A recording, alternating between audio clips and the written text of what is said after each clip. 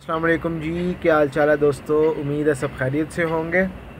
तो आज बात करनी है वो कौन से दोस्तों ऐसे डॉक्यूमेंट्स होते हैं, वो कौन से ऐसे अहम कागज़ात होते हैं कि अगर आप वो लगाओ तो आपका वीज़ा मिल जाता है या मिलने में बहुत आसानी होती है।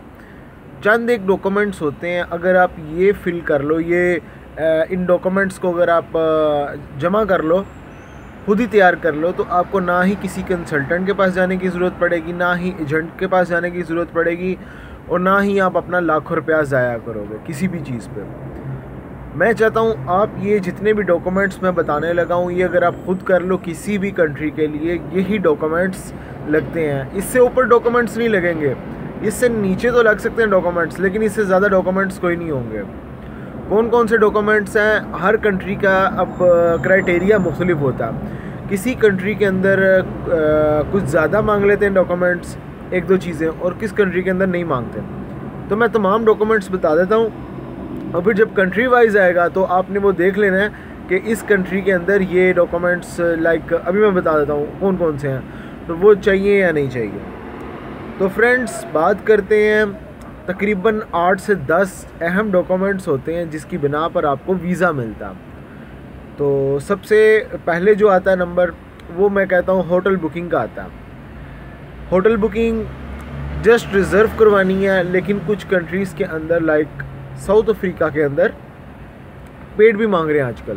पहले होटल बुकिंग वैसे भी चल जाती थी, लेकिन आजकल यहाँ पे थोड़ा सा वो पेड मांग रहे हैं। एक आपने होटल बुकिंग कर लेनी है, मोस्टली सिर्फ रिज़र्व करवानी है, ऑनलाइन आप जाकर रिज़र्व करवा लो। उसके बाद एक आती है flight reservation.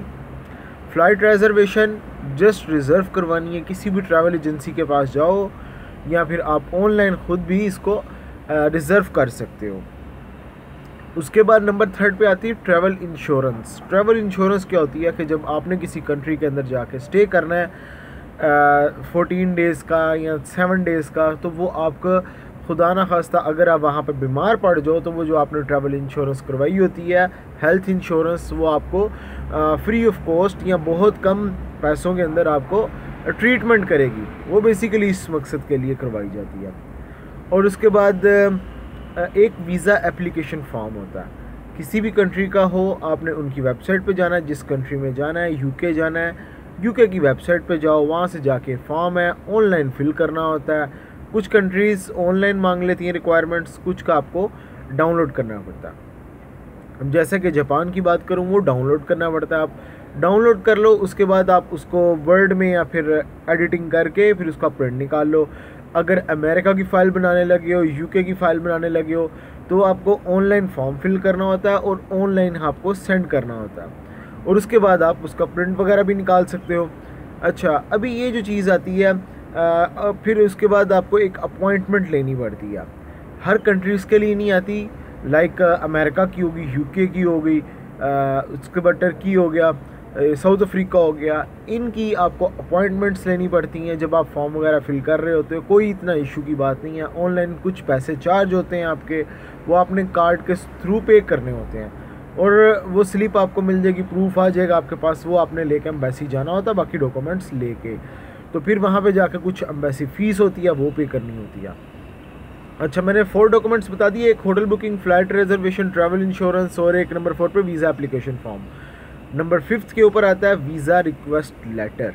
Visa request letter के अंदर ये होता है कि आपने वीज़ा ऑफिसर को एक रिक्वेस्ट लिखनी होती है कि मैं आपकी कंट्री ट्रैवल करना चाहता हूँ, मैं एक ट्रैवलर हूँ और मैंने ऑलरेडी इतने कंट्रीज़ ट्रैवल किए हुए हैं, और मेरी ये जॉब है, मेरी इतनी सैलरी है, इतनी मेरी इनकम है, और लिहाजा मेरी आपकी कंट्री के अंदर कोई इंटेंशंस नहीं है रुकने की, आपका कंट्री में विज़िट करके वापस चला जाऊंगा, तो काइंडली मुझे वीज़ा ग्रांट करके दिया जाए।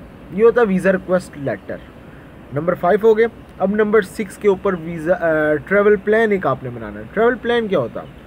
ट्रैवल प्लान होता है जो आपने वीज़ा ऑफिसर को, एम्बेसी को बताना होता है कि मैंने वहाँ पे जाके आपकी कंट्री के अंदर क्या क्या करना है, कितने दिन रहना है। जब आप कितने दिन रहना है, तो वो आप ऑल एक्टिविटीज़ बताओगे कि मैंने पहले दिन ये करना है, दूसरे दिन आपको नाउ हाउ होनी चाहिए क्या क्या करोगे आप वहाँ जाके, वो अपनी चीज़ बतानी है वीज़ा ऑफिसर को। नंबर 6 हो गया। नंबर 7 के ऊपर आपकी बैंक स्टेटमेंट लगती है, जो कि लास्ट 3 मंथ से 6 मंथ की होगी। ये इसलिए होती है कि एम्बेसी चेक कर रही होती है कि आया आप इस काबिल हो कि आप ट्रैवल कर पाओ, या आपके पास पैसा इनकम वगैरह है। ऐसा तो नहीं है कि आपके पास पैसा नहीं है तो आप किस तरीके से ट्रैवल करोगे। आपने जस्ट उनको प्रूफ देना होता है कि मेरे पास इनफ मनी है, मैं आपकी कंट्री में जाके ट्रैवल कर सकता हूँ, पैसा खर्च कर सकता हूँ, टिकट वगैरह निकाल सकता हूँ। ये सारी चीज़ें इसलिए होती हैं। उसके बाद नंबर 7 के ऊपर आता है account maintenance letter. Account maintenance letter क्या होता है? वो आपको बैंक से मिलेगा, जिसके ऊपर लिखा होगा कि आपका कब से हमारे बैंक के अंदर अकाउंट है। तो तब से आपको जो एम्बेसी होगी वो सारा देख लेगा और मैनेजर वगैरह के साइन होंगे, तो वो एम्बेसी को पता चल जाएगा कि इस बैंक के अंदर इसका अकाउंट है और कितनी देर से रनिंग में है। वो सारी चीज़ वहाँ से पता चलती है। तो ये चीज़ें होगी। उसके बाद आपका एक पासपोर्ट चाहिए होता है, कम से कम last 3 month to 6 month. 6 month हो अच्छा, इसी तरह बैंक स्टेटमेंट 6 मंथ हो अच्छी है। तो वो इसलिए होता है कि जब आपने ट्रैवल करना है तो उनको पता होना चाहिए कोई मसला मिसाइल ना आ रहा हो कि आपका पासपोर्ट वहाँ पे जाके एक्सपायर हो जाए और इस तरह की चीज़ें। तो कम से कम आपका पासपोर्ट 6 मंथ के लिए वैलिड होना चाहिए। उसके बाद पिक्चर्स लगती हैं 2x2 साइज़ की, कुछ कंट्रीज़ के लिए लगती हैं, कुछ कंट्रीज़ के लिए पासपोर्ट साइज़ की वाइट बैकग्राउंड के साथ पिक्चर्स लगती हैं। उसके बाद दोस्तों एक पोलियो सर्टिफिकेट होता है। पोलियो सर्टिफिकेट के अगर आपने तुर्की वगैरह जाना तो उसके लिए पोलियो सर्टिफिकेट चाहिए। इसी तरह जब आपने अफ्रीका वाली साइड पर ट्रैवल करना है, चाहे वो आप युगांडा कीनिया वाली साइड पर चले जाओ, ईस्ट अफ्रीका में चले जाओ या फिर साउथ अफ्रीका में चले जाओ, तो आपको एक पोलियो येलो फीवर सर्टिफिकेट एक चाहिए होता है। वो आपने साथ में पूरा कर लेना है।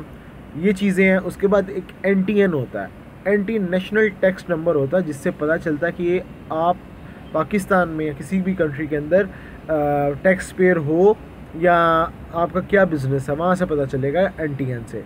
उसके बाद टैक्स रिटर्न वगैरह आप जमा करवा दो, टैक्स रिटर्न लगाओगे साथ में, तो इससे ये पता चलेगा कि ये बंदा अपने कंट्री के साथ कितना सिंसियर है और कितना पैसा पे कर रहा है, आपका बिज़नेस कितना है, आपकी इनकम कितनी है, जिस हिसाब से आप टैक्स दे रहे हो। फिर पता चलेगा कि ये हमारी कंट्री के अंदर जाके ओवरस्टे नहीं होगा, इलीगल नहीं होगा, काम नहीं करेगा, यहाँ से पता चलता है।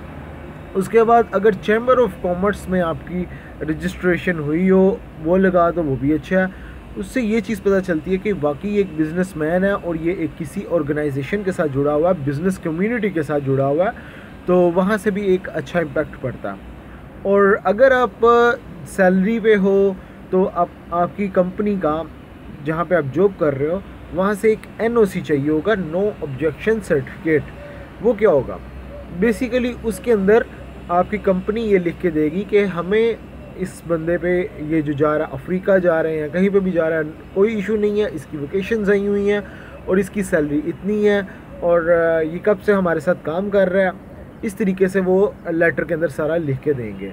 ये एक होगा। उसके बाद जो सैलरी होल्डर के लिए जो बैंक स्टेटमेंट होगी वो सैलरी अकाउंट चलेगा आपका, जिसके अंदर ट्रांजैक्शन ज़्यादा नहीं होंगी, जस्ट आपकी सैलरी आ रही होगी और इनकम कितनी निकल रही है। यानी कि आपने सैलरी अगर 60,000 रुपये या 70,000 रुपये मंथली आपके अकाउंट में आ रहा है और आपने ख़र्चा कितना किया, 20,000 खर्चा कर लिया, 50,000 40,000 आपकी सेविंग आ रही, तो ये गुड है। तो उसके बाद आपको इजीली वीज़ा मिलने के चांस होते हैं। अभी मैंने सैलरी वालों के लिए भी बता दिए, बैंक जो बिज़नेस करते हैं उनके लिए भी बता। अगर तो आप बिज़नेसमैन हो, बिज़नेस कर रहे हो, तो एक कंपनी का लेटर हेड होगा आपका, वो लेना है आपने। और उसके बाद एक आपकी कंपनी की स्टैंप होगी, वो भी लेटर हेड पे आपने स्टैंप लगानी है। और लेटर हेड के ऊपर आपने वीज़ा रिक्वेस्ट लेटर जिसे कहते हैं वो लेटर हेड के ऊपर आपने लिखना है, ताकि पता चले कि अच्छा ये कंपनी का लेटर हेड है और इसके ऊपर रिक्वेस्ट कर रहा है। तो ये एक अच्छा इम्पैक्ट पड़ता है। सिंपल भी कर सकते हो, लेकिन जो तरीका मैंने बताया अगर आप उस तरीके से करते हो तो वीज़ा मिलने के बड़े अच्छे चांस हो। फिर एक चीज़ आती है ट्रैवल हिस्ट्री। जब आपने ये सारे डॉक्यूमेंट्स पूरे कर लेने हैं, अगर तो आप फ्रीक्वेंट ट्रैवलर हो या कभी भी आपने ज़िंदगी में कोई ट्रैवल किया है, तो आपने पासपोर्ट जो आपका प्रीवियस पासपोर्ट है, कोशिश किया करो प्रीवियस पासपोर्ट भी साथ लगा दो। मोस्टली कंट्रीज़ प्रीवियस पासपोर्ट नहीं रखती हैं। जापान में अगर आप जमा करवाते हो अटैच नहीं है पासपोर्ट वगैरह, तो वो आपको प्रीवियस पासपोर्ट भी वापस कर देंगे, तो सिर्फ करंट पासपोर्ट रखते हैं। लेकिन अगर आप प्रीवियस पासपोर्ट भी लगाते हो साथ में, तो एक गुड इम्पैक्ट। तो आपने क्या करना है, अपना प्रीवियस पासपोर्ट भी रख लेने और साथ में जितनी आपकी प्रीवियस ट्रैवल हिस्ट्री है उनके प्रिंट्स निकलवाने हैं। उनके प्रिंट्स निकाल के ये आपने साथ लगाना है।